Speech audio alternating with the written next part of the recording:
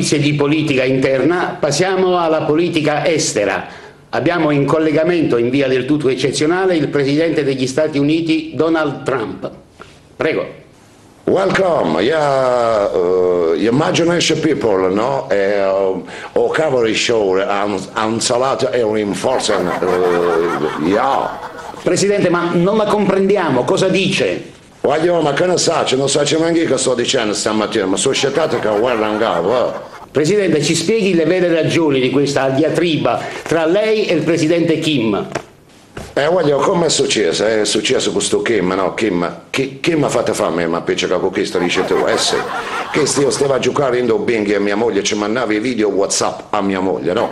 E poi io il telefono e ci facevo un video messaggio, cioè tu voglio, Roppi ci faremo fuori un Bing rindo parcheggio. E la prima cosa che mi scrivette, dicette, io me ne vado a casa e ti bombardo. Presidente, noi abbiamo appurato da fonti sicure che lei ha avuto un periodo, per così dire, di latitanza.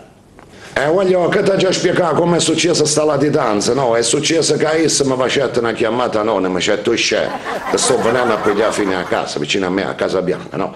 A quel punto mi mandai tutto l'esercito, arriva aerei e carro armato, non capiva niente più, già tenevi bombe in capo, la paura, no? Perché tengo sempre un baby, un bambino, e mia moglie che è una piazza e stallone, non ne posso perdere così.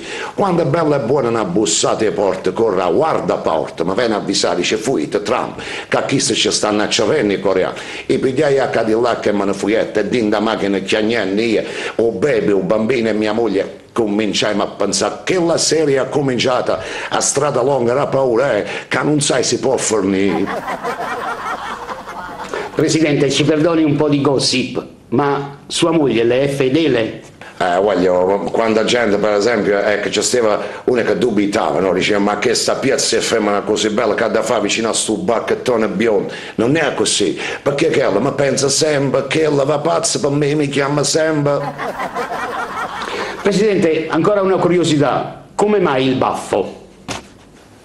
Voglio, che dipende sto baffo, lo so c'è.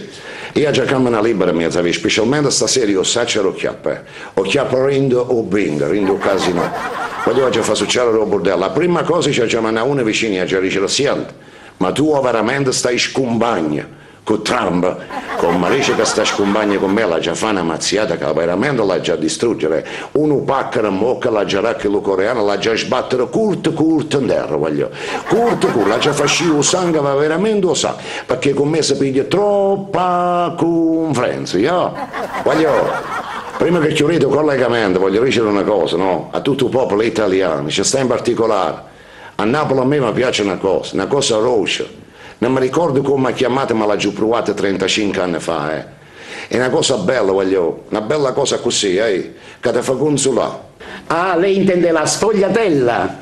Ma quale sfogliatella, voglio, tu non hai capito, tu tieni una guerra in capo, si chiama ciaccarella, Statevi buona Trump, statevi buono. Ringraziamo per la disponibilità il Presidente Trump e colleghiamoci con la nostra inviata per fare un poco il punto della situazione. Donna Concetta. Quale opinione?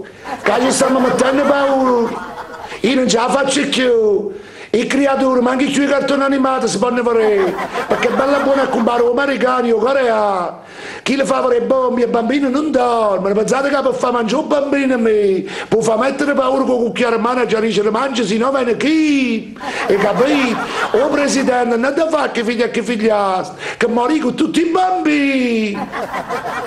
Si conclude qui il nostro telegiornale, appuntamento alla prossima edizione.